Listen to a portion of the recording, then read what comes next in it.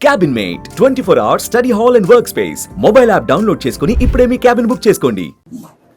తేదీ నిన్న రోజు వల్లినాయక్ అని చెప్పేసి ఆటో డ్రైవరు అతను పోలీస్ స్టేషన్కి వచ్చి చిన్న ఇన్ఫర్మేషన్ ఇవ్వడం జరిగింది. సార్ 19th నాడు నా ఆటో బుక్ చేసుకున్నారు నిజాంపేట్లో ఒక ఇంట్లో.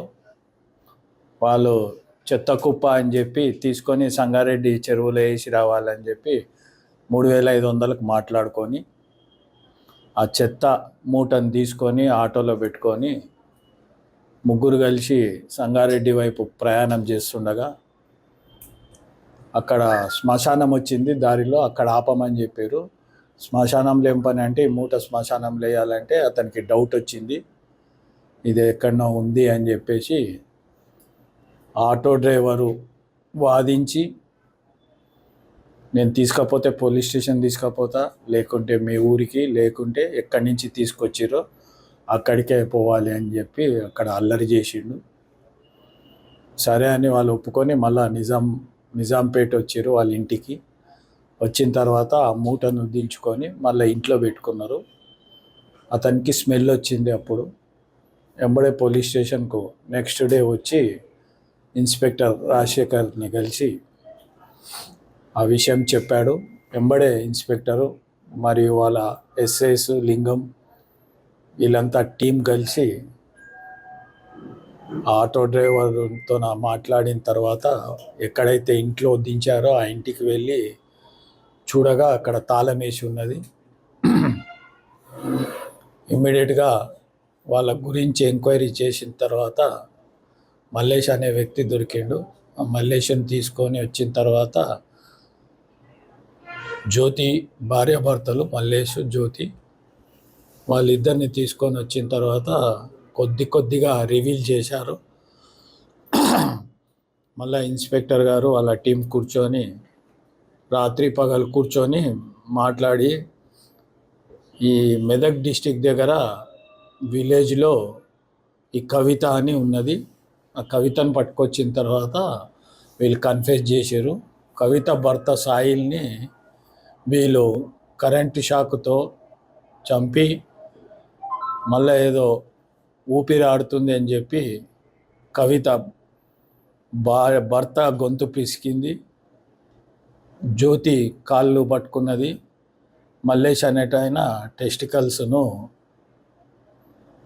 ప్రెస్ చేసి చంపిర్రు. వాళ్ళను చంపిన తర్వాత ఇక సంగారెడ్డికి అక్కడ మూట వేసి రావడానికి వీలు కాలేదు కాబట్టి ఇక్కడ ఏ ప్లేస్ అది సంఘమిత్ర ఏరియా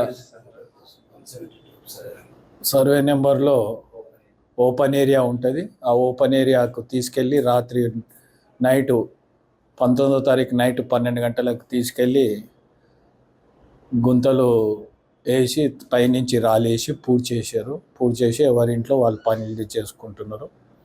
మా ఇన్వెస్టిగేషన్లో తెలిసిందేమనగా వీళ్ళిద్దరు భార్యాభర్తలు ఇద్దరు 14 సంవత్సరాల నుంచి విడిపోయి ఉంటున్నారు.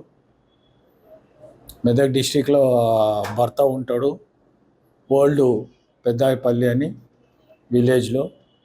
ఈమె ఇక్కడ చెడు తిరుగులు తిరుగుతూ ఈమె తిరుగుతుంది అని చెప్పి ఇద్దరు విడిపోయారు. ఒక 4-5 రోజుల క్రితమే భార్య అక్కడికి పోయి భర్తతో మాట్లాడి ఆయన వాచ్మెన్గా చేస్తుంటే అక్కడ పైసలు బాకీ చేసిన అతనికి పైసలు కట్టి భర్తను తీసుకొచ్చి ఈ 4 రోజులు ఇంట్లో పెట్టుకొని వాళ్ళ చెల్లెలు ఇంట్లో పెట్టి ముగ్గురు కలిసి పథకం ప్రకారము అతన్ని చంపేశారు. ఒక బైండింగ్ వైర్ ఏమో కరెంటుకు పెట్టి ప్లగ్లా పెట్టిన తర్వాత అది కరెంటు షాక్ సరిగా లేదు, ఇంకా గురుగురు అని శబ్దం వస్తుందని చెప్పి మళ్ళీ కన్ఫర్మ్ చేసుకోవడానికి గొంతు బీసికి టెస్టికల్స్ బీసికి కాళ్ళు పట్టుకొని ఊపిరంతా ఆగిపోయేదాకా అట్లనే గొంతు బీసికి చంపేశారు. తర్వాత ముగ్గురు కలిసి తీసుకుపోయి ఇది చేశారు. సాయిధవన్ వాళ్ళ ఫ్యామిలీ మెంబర్స్ కూడా ప్రతిసారి నన్ను వేధిస్తున్నారు, ఇన్సల్ట్ చేస్తున్నారు అన్నమాట కవిత గారు చెప్పడం జరిగింది. అది ఎంతవరకు వాస్తవం? అంటే 15 ఏళ్ళ నుంచి కూడా వాళ్ళ ఊర్లో పంచాయతీలు ఇద్దరి మధ్యన జరుగుతూనే ఉన్నాయి. పక్కా పోలీస్ స్టేషన్ కూడా పోయినరు. పోయినాక ఈమె గయ్యాలి అని చెప్పి నా దగ్గర ఉండొద్దని ఈ నెల కొట్టడము, నువ్వు నా దగ్గర ఉండొద్దని అనుకోవడము, ఇద్దరికి తిరిగే అలవాటు ఉంది బయట. కాబట్టి ఇతను వీళ్ళ అమ్మ వాళ్ళ దగ్గర ఉన్నాడు, ఈమె వచ్చేసి హైదరాబాద్లో పని చేసుకుంటూ ఇల్లీగల్ పనులు చేసుకుంటూ తిరుగుతుండే. వీళ్ళకు ఒక ఇద్దరు కొడుకు ఒక బిడ్డ ఉంది. వీళ్ళకు బిడ్డకు మ్యారేజ్ చేయాలి అని చెప్పేసి పిల్లలు సాయి దగ్గర ఉంటారు. ఈ బిడ్డకు వాళ్ళ అన్న కొడుకుని ఇద్దాము, మేనల్లుడిని, అక్క బిడ్డను ఇవ్వాలి అని ప్లాన్ చేసుకున్నారు. ఆమెకు అది నచ్చలేదు, ఎంత చెప్పినా వినలేదు. సరే అని ఒక పథకం ప్రకారము వేసుకొని భర్తను హైదరాబాద్ తీసుకొచ్చి వాళ్ళ చెల్లెలి ఇంట్లో పెట్టి, ఆయన కళ్ళు తాగి అలవాటు ఉంది, కళ్ళు తాపి స్పృహ లేని సమయంలో ఈ కరెంటు వైర్తో కరెంటు షాక్ పెట్టారు. తర్వాత గొంతు పిసికి చంపేసి. విచారణలో పోలీసులను తప్పుదోవ పట్టించిన ప్రయత్నించిన కవిత అని తెలిసింది. అవును, అది నిజమే. ఫస్ట్ టైం నేను చెయ్యలేదని చెప్పింది. నా భర్తను నేను ఎందుకు చంపుకుంటా అని చెప్పింది. నేను వాళ్ళ ఊర్లోనే, వాళ్ళ ఇంటికే పోయింది. వాళ్ళ అత్తతోన కూడా మాట్లాడింది, వాళ్ళ ఇంట్లో తిన్నది. నేను ఎందుకు చేస్తా అని చెప్పి ఇక్కడ కాదు అక్కడ కాదు కళ్ళు తిరిగి పడిపోయినట్టు చేసింది. చేసిన తర్వాత కూడా మేము ఛేదించినాం. భర్తకు హెచ్ఐవి రోగం ఉన్న మాట వాస్తవమే, ఈమెకు కూడా ఉన్న మాట వాస్తవమే. ఏం ట్రై చేయలేదు, ఇదే ఫస్ట్ టైం. సుమన్ టీవీలో మీ పర్సనల్ అండ్ బిజినెస్ ప్రమోషన్స్ కోసం కింది నెంబర్కి కాంటాక్ట్ చేయండి.